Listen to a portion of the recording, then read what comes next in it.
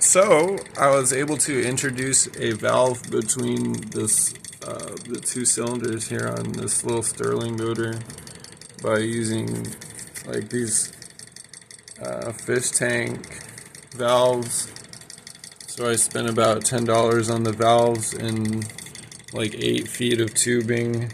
Now I did need to adapt it with the existing hose, which actually just slips right in around.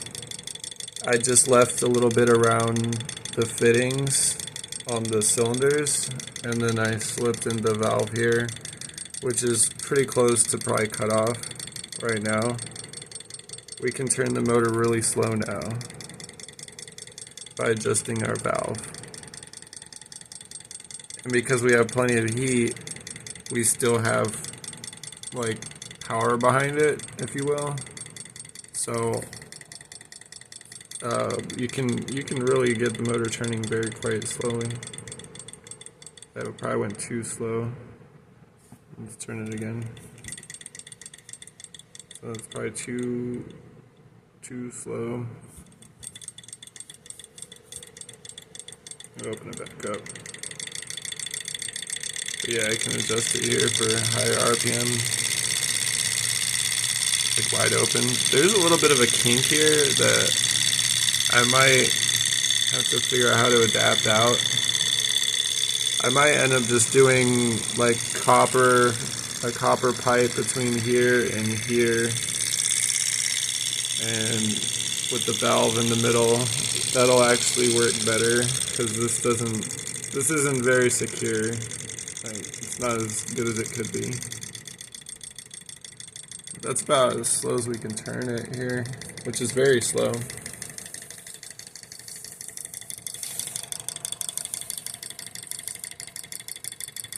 Like I was saying, as long as the heat source is good, it'll continue turning at basically this controlled RPM. We can go a little slower. So this is we're probably close to about as slow as we can turn the motor.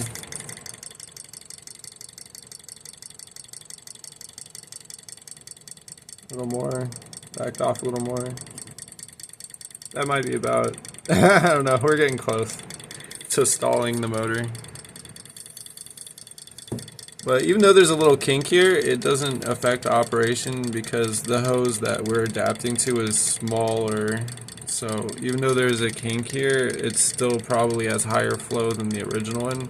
I noticed actually immediately that it started up easier with this fatter hose. And I wasn't sure what to expect with putting a fatter hose on. Because now I'm changing like the pressure between the two, like as it moves, you know what I mean? Anyways, I might leave it up here, or I might bring tube down to bring it closer to like over here or something where I could change it here. But then it's going to be close to the heat source, and I'm going to have to bring hose all the way around long paths. And I don't know how that would affect operation, so I might experiment just to see what it would do.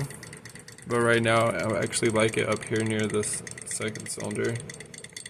Add some RPM. It sounds like it's about to stall. Just a little bit. I like running it slow. It's cool.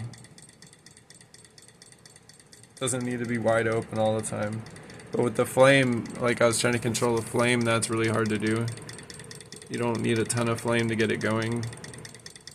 And so basically maximizing efficiency in the burn time and then controlling the RPM. So I'm pretty close. After a day of playing around with it, I feel like we're closing in on what we could have as a finished product.